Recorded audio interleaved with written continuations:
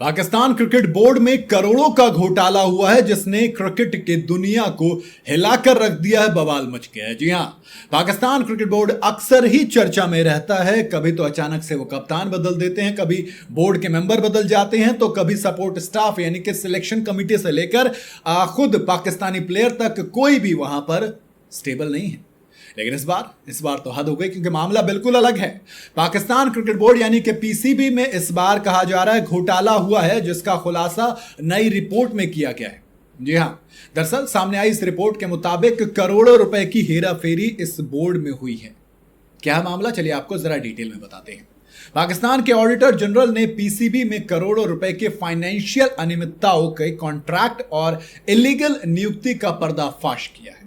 जी हां, जिसमें इंटरनेशनल मैचों के दौरान सिक्योरिटी में लगे पुलिस वाले के खाने के लिए 63.39 मिलियन रुपीस, जी हाँ, यानी कि 6,33,90,000 रुपए की पेमेंट शामिल है। इतने का खाना खा गए, करीब 6.25 करोड़। कैसे?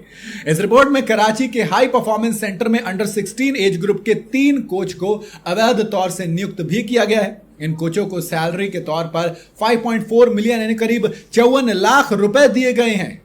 54 लाख, ऊपर से अधिकारियों को जरूरत से ज्यादा ही पेमेंट की गई है। इसके अलावा मीडिया निदेशक की नियुक्ति पर भी हर महीने 9 लाख रुपए खर्च किए गए, हर महीने बता रहा हूं। वहीं रिपोर्ट में यह भी सामने आया कि मैच फीस के तौर पर 38 लाख रुपए का एक्स्ट्रा पेमेंट भी किया गया है। सवाल यह कि इतना सारा पेमेंट ये जा कर रहा था। फरवरी से जून 2024 के बीच यूटिलिटी चार्ज, घर का जो भी खर्चा होता है, पीओएल के तौर में अध्यक्ष को 41.7 लाख रुपए का पेमेंट किया गया है। यह पेमेंट तमाम अनऑथराइज्ड थे, यानी कि कोई अथॉरिटी नहीं थी इनकी। दिसंबर 2022 में पीसीबी के अध्यक्ष रमीज राजा के पद से हटाए जाने के बाद से मामले बिगड़ गए हैं। इसके बाद बोर्ड को नया अध्यक्ष निजाम सेठी के तौर पर मिला था, जिन्होंने दिसंबर 2022 से जून 2023 तक इस पद को संभाला था। इसके बाद जका अशरफ पीसीबी के अध्यक्ष बने थे, जिन्होंने बाबर आजम को वापस लेकर आए थे। उन्होंने जून 2023 से 2024 तक गद्दी संभाली और इसके बाद अब मोहसिन नकवी इस जिम्मेदारी को निभा रहे हैं। लेकिन इन सब के बीच में पाकिस्तान क्रिकेट बोर्ड पर इस तरीके की रिपोर्ट आना, जिसमें करोड़ों रुपए का हिसाब किताब ही नहीं होना।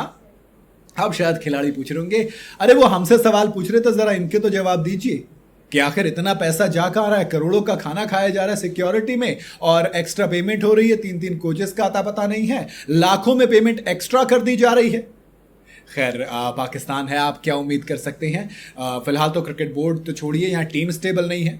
कौन कब क्या हो जाए, कभी किसी को कैप्टन बना दिया जाता है। शाहिन अफरीदी जो बैक टू बैक पीएसएल जीते थे अपनी कप्तानी में, उनको महज न्यूजीलैंड के दौरे पर T20 फॉर्मेट का कप्तान बनाया जाता है, उसके बाद वो हटा दिए जाते हैं। और अब बाबर आजम, मोहम्मद रिजवान और शाहिन अफरीदी सीनियर प्लेयर को T20 फॉर्मेट से अलविदा कह दिया गया है।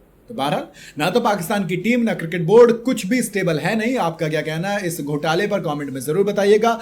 सोचिए जरा, इतना पैसा गया कहां। अगर कुछ समझ में आया तो बताना जरूर। बाकी वीडियो अगर आपको सही सलामत लगी हो तो इसे लाइक और शेयर जरूर करें, और जाते जाते चैनल को फॉलो और सब्सक्राइब जरूर करते जाइएगा।